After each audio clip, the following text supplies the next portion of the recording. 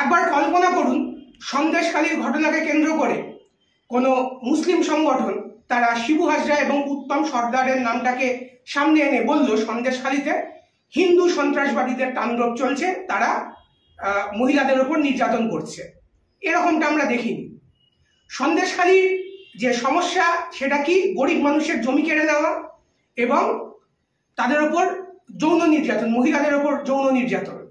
এবং এর আগে ইস্টপোস্ট বাংলার যদি কভারেজ আপনারা দেখে থাকেন তাহলে দেখবেন যে সন্দেশখালীর এই ঘটনার প্রতিবাদে শিবু হাজরা এবং উত্তম সর্দার এবং শাহজাহান শেখের গ্রেপ্তারির দাবিতে বসিরহাটে এসপির কাছে যারা ডেপুটেশন দিতে গেছিলেন, যারা হাজারে হাজারে মানুষ জমায়েত হয়েছিলেন, তাদের মধ্যে প্রচুর মানুষ হচ্ছে যারা মুসলমান নারী এবং পুরুষ।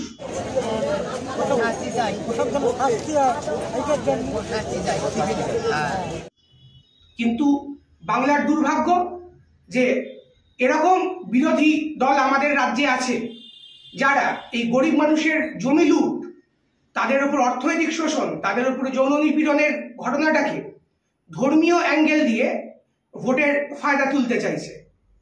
আজকে আপনারা জানেন একজন শিখ আইপিএস অফিসারকে তার পাগড়ি দেখে খালিস্তানি বলা হয়েছে।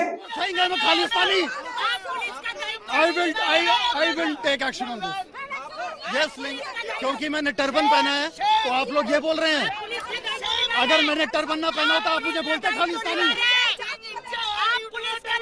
मैंने पुलिस बोला, पुलिस को बोलिए, आप मेरे रिलीजन पर नहीं बोल सकते। তার বিরুদ্ধে আজকে বিজেপি পার্টি অফিসের সামনে ক্ষমা চাওয়ার দাবিতে শিখ সম্প্রদায়ের মানুষরা সমাবেশিত হয়েছে।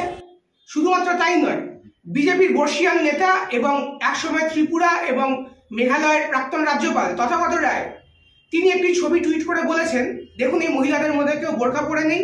এবং তিনি ক্রমাগত যেটা প্রতিষ্ঠা করার চেষ্টা করছেন সেটা হচ্ছে সন্দেশখালীতে যেটা ঘটছে সেটা হচ্ছে মুসলিমদের অত্যাচার হিন্দুদের ওপর, অর্থাৎ মুসলিমরা হিন্দুদের সম্মানহানি করছে, তাদেরকে ধর্ষণ করছে, যৌন নির্যাতন করছে। কিন্তু তথাগত রায় হয়তো জানেন না যে আমাদের গ্রাম বাংলার বেশিরভাগ মহিলা, যারা মুসলিম মহিলা, তারা বোরখা পরে ঘুরে বেড়ান না। এবং তিনি একটা অনেক মহিলার ছবি থেকে বুঝে গেলেন এই ছবিতে কোনো মুসলমান নেই, সবাই হিন্দু। কিন্তু আবার আমরা বলছি, আমরা যে প্রতিবাদ দেখেছি সেখানে প্রচুর পরিমাণে মুসলমান নারী এবং পুরুষ তারা অংশগ্রহণ করেছেন, তারা শাহজাহান শেখের গ্রেপ্তারির দাবিতে রাস্তায় নেমেছেন। এবং শিবু হাজরাও একজন অন্যতম সন্ত্রাসের নাম, যিনি দীর্ঘদিন ধরে সন্ত্রাস চালিয়ে আসছেন বলে অভিযোগ।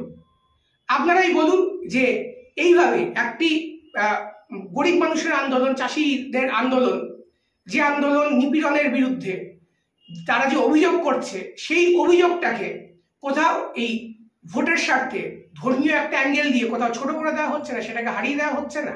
এই নিয়ে আপনার কি মতামত অবশ্যই আমাদেরকে জানাবেন। আমাদের চ্যানেলটিকে সাবস্ক্রাইব করবেন, বেল আইকনে প্রেস করবেন এবং আমাদের ভিডিও শেয়ার করবেন। ধন্যবাদ।